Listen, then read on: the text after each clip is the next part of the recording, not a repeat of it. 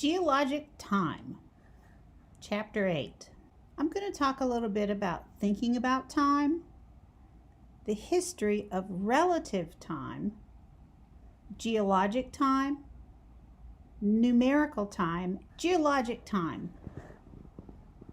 How long has this landscape looked like it does in this photograph? Well, how can you tell?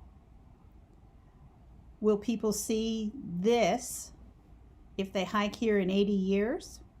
Will it look like this or will it look different? There was a paradigm shift in the 17th century. Science was a baby and geology as a discipline did not exist.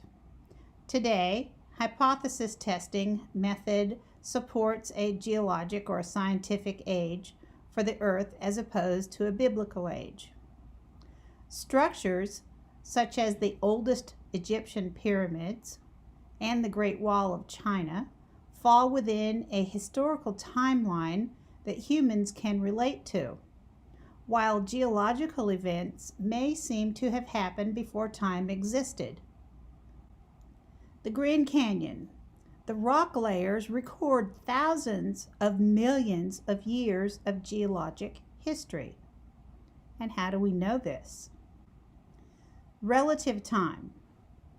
Relative to what? In relationship with what? Which came first, second, third? Well, the Grand Canyon is an excellent model. Which do you think happened? The deposition of the rocks or the cutting through of those rocks by the river? And why do you think that? Your text actually presents two different views on the origin of the Grand Canyon. Layer A would have been deposited first, B next, and then C would be last. This shows the cross-cutting principles, where A, B, and C are subjected to weathering and erosion at Earth's surfaces. And you can see how the unconformity of the surface is shown. D being above A, B, and C cuts across all these layers, so it must have formed after C. The important principles are superposition. Rocks at the bottom are the oldest. The cross-cutting relationships, the older rocks may be cut by younger rocks or features. And inclusion. The younger rocks may incorporate pieces of older rocks. This is at Sychar Point in Scotland, and the gently tilted layers on the background lie on top of the vertical layers in the foreground. In the 18th century, James Hutton watched the landscape of his farmland and he invented our modern concept of geologic time. He observed that the landscape remained unchanged with the passage of time, and he deduced that the same slow-acting geological processes that operate today have operated in the past, meaning that it takes a long time to influence the Earth's surface significantly. And two, that all land should be worn flat by erosion unless some process renews the landscape by forming new mountains, a cyclical change. He called these eroded surfaces, representing gaps in time, unconformities. Controversial resulting message was that Earth must be much older than the commonly accepted age of 6,000 years. This was quite controversial at the time, definitely contradicting biblical thought. Shown in this graphic, the cross-cutting relationships, E section, the igneous pluton, formed after A, B, and D, and C. F and G formed later because they lie on top of all the other rock units. The fault was formed after layer F, but before layer G was formed. And then the river cut a valley through the upper part of G. Here we can apply the cross-cutting principle to determine that the schist is actually the oldest rock in the canyon right here. And like all metamorphic rocks, the schist began as something else. The horizontal layers is typical of rock formations found along the continental margins. Up here, the Coquina sandstone near the rim shows a near shore marine setting. So this was once near the ocean. And it does show patterns of windblown sand deposits in with it. It's usually found in hot and very dry deserts. Here's a graphic that shows the geological history of the Grand Canyon. Number 1 here, the layers of sediment were deposited in a marine environment and lithified to form sedimentary rock. Then there was uplift and mountain building, rippling the surface.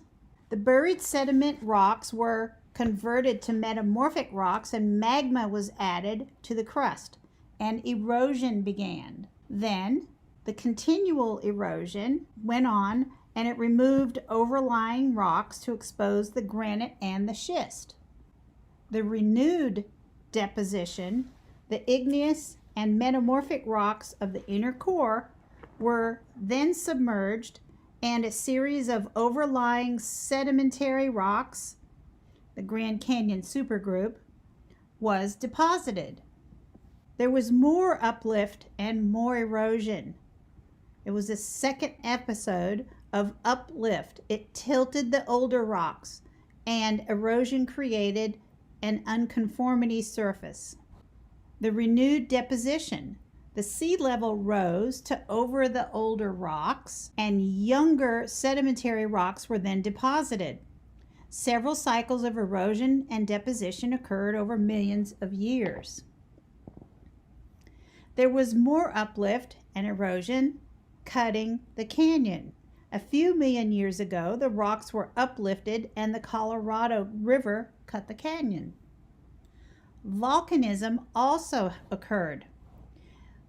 In some photographs, you can see there are cone volcanoes, such as right here, and the lava actually cascaded down the canyon walls.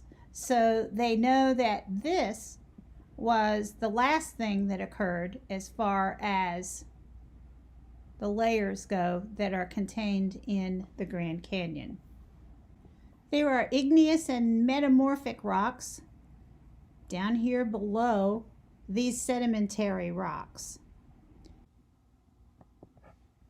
In this photograph, you can actually see the darker colored schist that is cutting across the pink granite.